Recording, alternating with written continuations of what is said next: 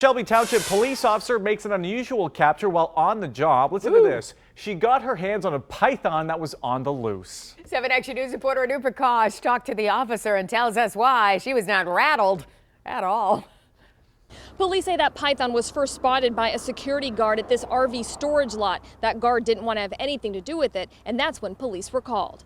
I get weird animal calls all the time. But Wednesday night, Shelby Township police officer Fettig says the call had nothing to do with a possum or a raccoon. This time she was dispatched to a storage lot where a ball python was on the loose. Originally, I got dispatched with another officer, and we have a messaging system, and we were just talking about this, how he's afraid of snakes and how his daughter wants one.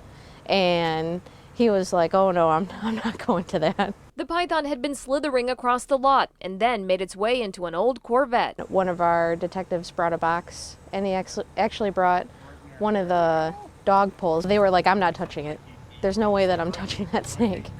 And I was like, it's no big deal. I picked it up off of the car and put it in the box. Officer Fettig says she wasn't rattled at all by the ball python. She's been around them before because her friends have had them. Honestly, if it was a different type of snake, I would probably be a little bit more afraid, but I've dealt with that one before, and I wasn't afraid. But if it was like a white snake with red eyes, then there's no way.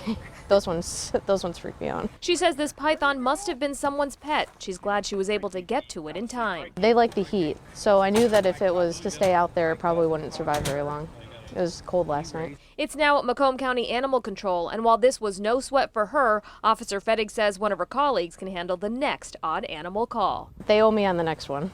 If you can prove that python belongs to you, Macomb County Animal Control says give them a call. If it goes unclaimed, it will go to a local rescue. In Shelby Township, Anu Prakash, 7 Action News.